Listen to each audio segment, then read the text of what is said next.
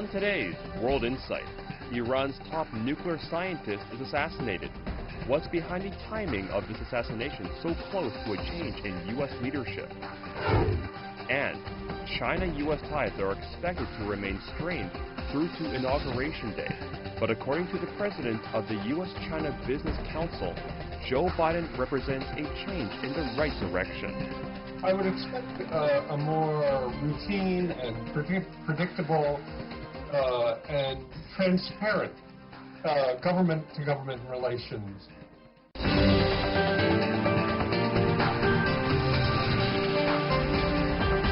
Here is our host, Tian Wei. Hello and welcome to World Insight, coming to you live on CGTN. I'm Tian Wei. We start in Iran, where a state funeral has been held for its top nuclear scientist, Mohsen Fakhrizadeh, who was assassinated Friday. Tehran accuses Israel of plotting the assassination. Israel has not officially commented. Iranian President Hassan Rouhani says the country will seek revenge in due time. The Iranian parliament also demanded a halt to international inspections of the country's nuclear sites, while a top official hinted Iran should leave the global non-proliferation treaty. Some analysts say the assassination could seriously complicate plans of U.S. President-elect Joe Biden to resume dialogue with the Islamic Republic. The international community has condemned the assassination while warning against further escalation of tensions. The European Union has called Fakhrizadeh's killing a criminal act, which breaches the principle of respect for human rights. It's urging all parties to keep calm and exercise maximum restraint over the developing situation. Germany is also warning against any moves that could escalate tensions. Its foreign ministry on Saturday voiced concerns over the potential complications Fakhrizadeh's deaths may bring to the region. It called on relevant parties to keep dialogue open with Tehran, while noting the upcoming change of power in Washington. In the United States, senior politicians have also responded. Vermont Senator Bernie Sanders has condemned the killing. He called the act provocative and said it was clearly intended to undermine diplomacy between the U.S. and Iran for the incoming administration. John Brennan, former CIA director under the Obama administration, said the killing risks lethal retaliation and a new round of regional conflict. He urged Iranian authorities to wait for the return of responsible American leadership before it responds against perceived culprits. In a phone call, Qatar's foreign minister told his Iranian counterpart that the incident will only pour more fuel on the fire as the world is seeking to resolve the issue through diplomacy and dialogue. And Turkey's parliamentary speaker is calling the killing an act of terrorism, which the country opposes on the international arena.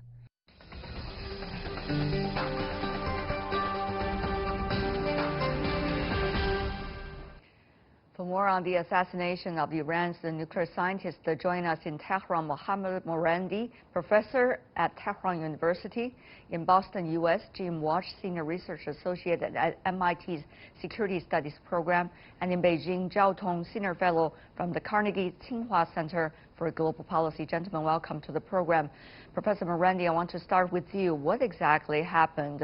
There were conflicting reports about whether there were killing squad on the ground, and then they were reporting about the satellite-controlled guns killing. What exactly happened? Do we know now?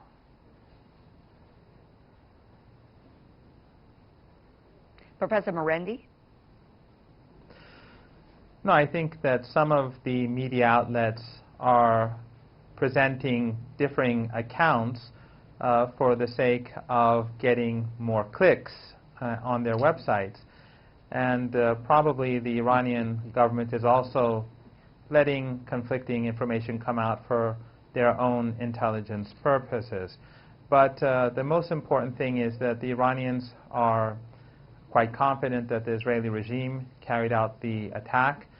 The evidence from Trump's retweets, as well as the New York Times report that 3 U.S. senior officials, unnamed officials, gave them the details about what happened. It's obvious that the Americans gave the green light. And as on previous occasions where the Israeli regime murdered 4 scientists a decade ago under Obama, the Americans probably provided extensive logistical support, and the green light was a part of that broader process. So the Iranians believe at this stage they have to retaliate, both towards the Israelis in order to make sure that this does not happen again, and that will probably be a lethal response of some sort, and also in order to punish the Americans and even the Europeans. The Europeans, as you read in the statement, did not condemn the attack.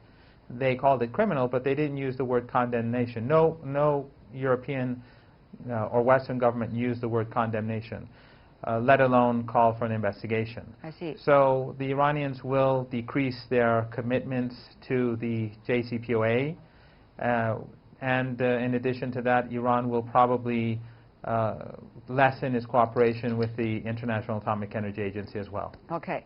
Mr. Walsh, what exactly happened now? It is Israel and the United States that have remained silent, even though Israeli authorities have warning their overseas diplomatic staff to be extra cautious.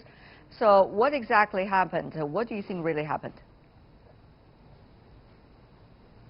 Well, I think there could be various motives, but it's certainly likely that Israel was responsible for the assassination. Why do I say that?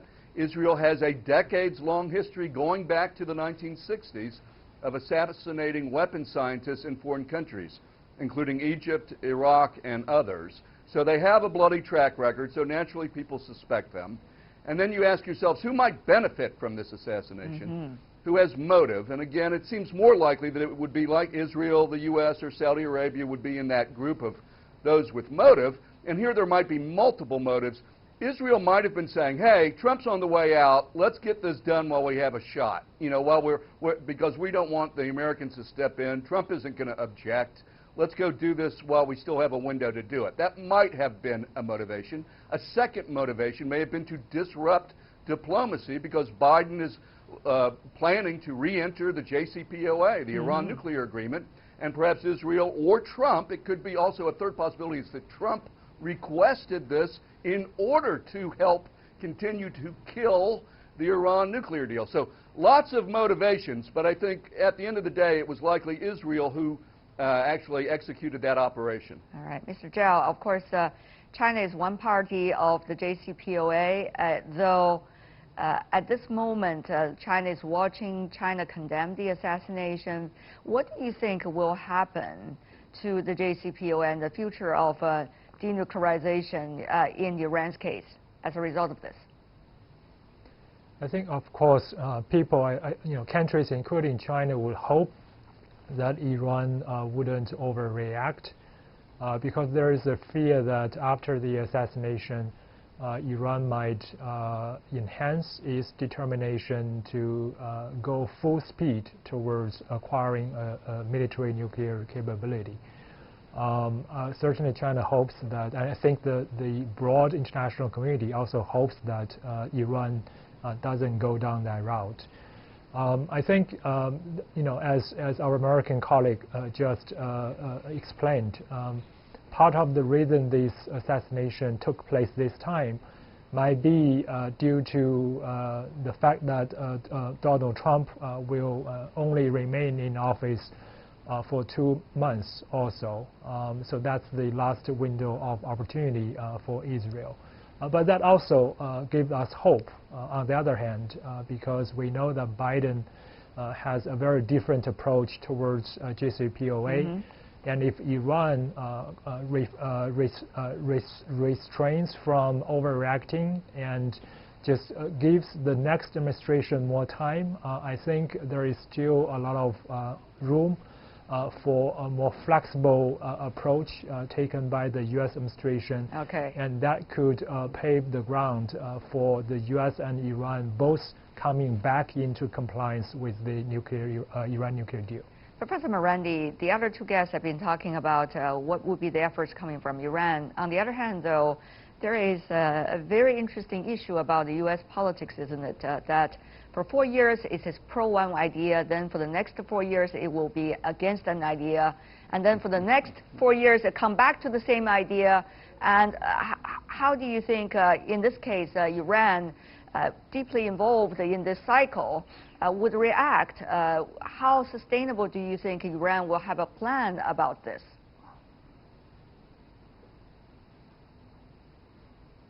Professor. Well, I think it's obvious that Iran has no plans to pursue a nuclear weapon, and Iran never had a plan in the past to pursue a nuclear weapon. There is no evidence that Iran had a nuclear weapons program at all.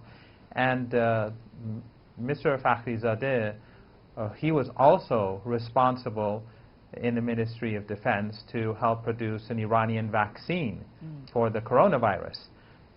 Because of the sanctions, a lot of the major projects in the country cannot be carried out by the private sector. So the military is deeply involved in many of these projects. So there's no link between nuclear weapons and the peaceful nuclear program in Iran. But what will happen is that the Iranians will be forced to retaliate, because if they do not, that will only encourage the Israeli regime to carry out more attacks. And Iran will be forced to decrease cooperation with the IAEA to punish the United States. And also, it will decrease its commitments to the JCPOA. Remember, it's only Iran at the moment that is still abiding by some of its commitments. Western countries are not abiding by any of them. Yeah. So this is a response to U.S. and Western support, but in particular U.S. support for the actions of the Israeli regime. But the issue of Biden is a separate file. First of all, Iran is not very optimistic, because we have to remember that the 4 other scientists who were murdered when Biden was vice president. And the maximum pressure campaign of Trump began under Obama. He began these sanctions against the Iranian banking sector, which led to people dying. So the Iranians are not greatly optimistic, but they're willing to give Biden the opportunity to bring about change. The issue of retaliation is one thing, but if Biden is serious about fully implementing the nuclear deal, the JCPOA, and remember, under Obama, they never fully implemented it. Never. For example, under Obama, I could not send 1 yuan or euro or dollar abroad or receive $1 from abroad using the banking sector, even after the deal was signed. But Iran is willing to give him that opportunity to change. If he implements the deal in full, Iran will implement the deal in full. Of course, allowing the U.S. as a member back into the JCPOA will require other things as well, including compensation for the damage done.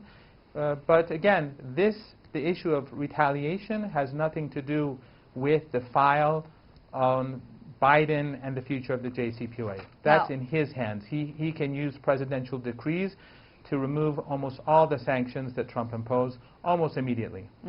Now, Mr. Walsh, we need to look at the recent years' history a little bit.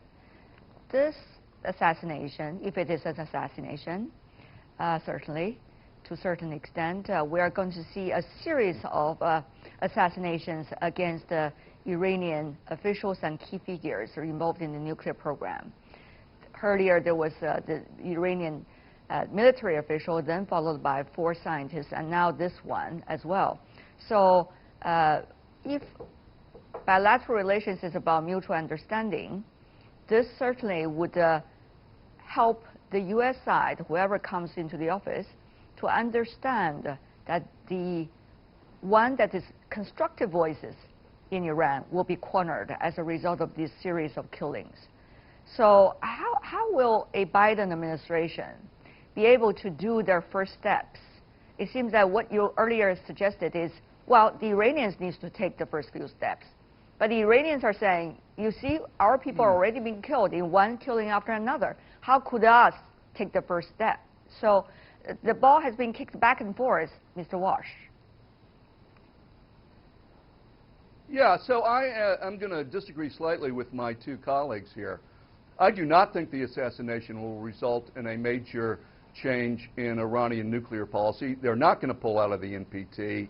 And if they do something on toning down their participation in the Iran deal, it will be marginal and reversible. It's clear to me that both sides, Mr. Biden's soon-to-be administration and the current Iranian government, have signaled that they are welcome to, that they're open and looking to rejoin the JCPOA. And the only way that's going to happen is if it's a clean rejoining. You just go back to where it was and then negotiate extra things. If you wait to negotiate extra stuff like compensation, you won't get JCPOA. There'll be an election in Iran in the summer. There'll be a new government, and that opportunity will be lost. The Iranian government was quite clear in saying they will retaliate at a time of their choosing. And I think they said that because they are not promising to do something tomorrow. And they're going to treat these things as largely separate. So they'll pursue retribution for the assassination at some point in the future. And if I was an Israeli nuclear scientist, I'd be concerned. But that's going to be separate from the JCPOA. I think both Iran, the Rouhani administration, and the Biden administration, if they can, want to get back to JCPOA before it is too late, because they may not have another chance as the year progresses, as 2021 progresses. Very interesting situation, Mr. Zhao. This puts the other party of the JCPOA in a much trickier situation. The European Union, for example. I know you are not an expert about the European politics, but this makes their role very interesting. Would they be able to bring the Biden administration back to the negotiation, back to JCPOA, while at the same time be able to correlate Iran's position? And of course, how China could also play a role there, but we do not know what kind of role there will be as we progress into a murky water of China-U.S. relations coming year after the inauguration. So, Mr. Zhao, how do you see the others' role in this regard? Well, the other players have been trying their best to help. European countries have been working on a new financial system to help Iran get its deserved economic benefits after the Iran deal was struck in 2015. Although due to American undermining efforts, that European orchestrated financial system has not been very impactful. In terms of China, Russia, they have also tried to resume legitimate economic and trading relationship with Iran after 2015. China, in its case, is also looking at some longer-term plan to cooperate with Iran economically. There is this discussion about a 25-year plan that will possibly introduce more than $400 billion worth of investment from China. So all these countries, what they are doing is trying to give Iran its deserved economic benefits as a result of self-constraint on nuclear program. But I have to say that as things stand now, American and Iranian domestic dynamics are more important. Both countries, in terms of their governments, their hands are tied. The more liberal government today of President Rouhani will face a new election in summer, and in the case of the United States, Biden, his hands is also tied by more hardline factions in the U.S. Congress. People expect Biden administration to go beyond the original JCPOA. So how these key decision makers made their decisions and approach this very challenging issue is critically important for the result of the resumption of the deal. The other thing, of course, Professor Morandi, we should talk about the region, the Middle East region. This, of course, will be another event that's likely to ignite more tensions among countries. Iran, Israel, to say the least, but then we also see some of the other Middle Eastern countries, for example, United Arab Emirates earlier have been on better ties with Israel, and now we also see charter planes going back and forth, but now things are getting complicated, and also they condemn this act of assassination. So how should we see, are we likely to see from an Iranian perspective the evolvement of the murky situation now in the Middle East after this series of things happened?